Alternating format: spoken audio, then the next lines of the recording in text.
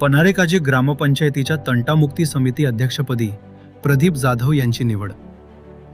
दापोली तालुक्यातील पन्हाळेकाजी ग्रामपंचायतीच्या तंटामुक्ती समितीच्या अध्यक्षपदी प्रदीप विक्रम जाधव यांची निवड करण्यात आली आहे।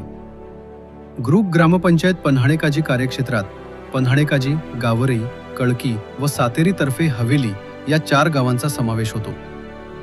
गावातील तंटे गावातच मिटावेत, न्याय प्रक्रियेतील वेळ आणि पैसा वाचावा, तसेच ग्रामस्थांमध्ये सामंजस्याचे वातावरण तयार व्हावे या उद्देशाने स्थापन करण्यात आलेल्या तंटामुक्ती समितीला ग्रामीण भागात खूप महत्त्व आहे।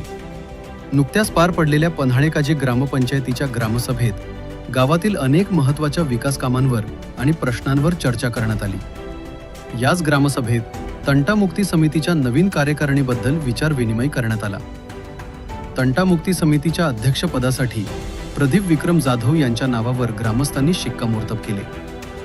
गावातील सामाजिक सलोखा टिकवून ठेवण्यासाठी आणि प्रलंबित तसेच नवीन उद्भवणारे तंटे सामोपचाराने सोडवण्यासाठी प्रदीप जाधव यांच्यावर ही महत्त्वाची जबाबदारी सोपवण्यात आली आहे।